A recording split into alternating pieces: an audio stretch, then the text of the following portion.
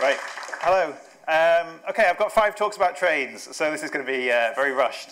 Right, I need to make sure I can control what I'm doing here. Right, so I don't know much about trains. I do know a lot about maths, so that's the level of train knowledge I'm going to get. I think I was interested in Thomas the Tank when I was tiny, and then I haven't thought about trains again since, until making this. Okay, so anchors away. We are going to have 5 things about trains. First of all, train tracks are Turing complete. I don't have time to tell you exactly why, but I'll explain with this little diagram. The important point is when you have junctions like this, where you go through one way and it switches a thing where the 2 bits of track meet. That's too slow, come on, we don't have time. So that one goes through that way, the other one comes back the other way. That's a way of storing state, binary information, Turing complete, done. Right. Where I live in Newcastle, the metro system, it's a kind of train.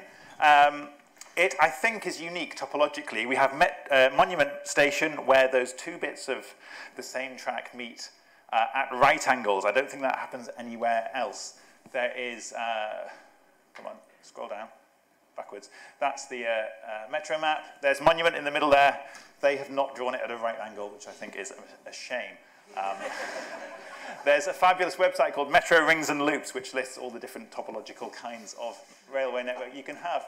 Isn't that fab that someone's done that? Right. Intermission, we've got loads of time. Okay, so here's a puzzle. You're on a train, and I'm going way too fast. Oh, we've got ages. Right.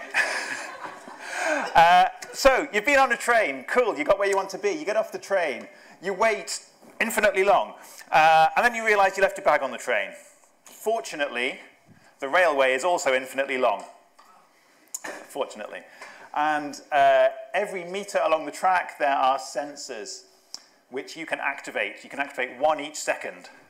If the train is overlapping that sensor, it will light up, or you'll find out. Can you find the train in a finite amount of time? Okay, there's a puzzle for you. Intermission over. Right. Brio algebra. So, I'm so boring. I talk about my kids all the time. My kids have Brio train tracks. The pieces they're wooden. You can't bend them. The most common corner piece is 1/8 of a turn. If you've ever tried to use those, you will know that it's really hard to make a loop that matches up. It's so hard, it's actually a hard problem in the mathematical sense. Danny Caligari looked at this. You can model it as a kind of group. Each piece is an isometry of the plane, twisting it around and moving it a little bit. And he quantified the number of randomly chosen tracks of n pieces that will eventually form a loop. Around about 1/3 of them do that. Separately, Hans Garmo looked at just any kind of railway track, not Brio, and said if you put them all together, making connections at random, again, for some sort of measure of how you do that, about 1/3 of them will have the property that you can get to any piece of track as many times as you like. 2/3 of the time, there will be pieces of track you can only visit once. Isn't that interesting? Right, here's something I spent the most time on.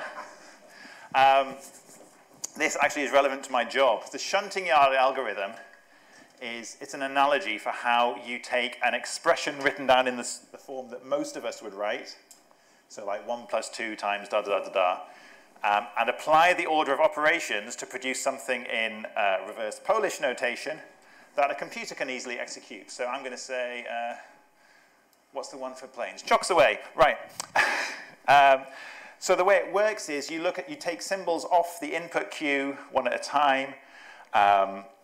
Numbers go down onto the bottom track. Operations go down to this holding one until they're needed.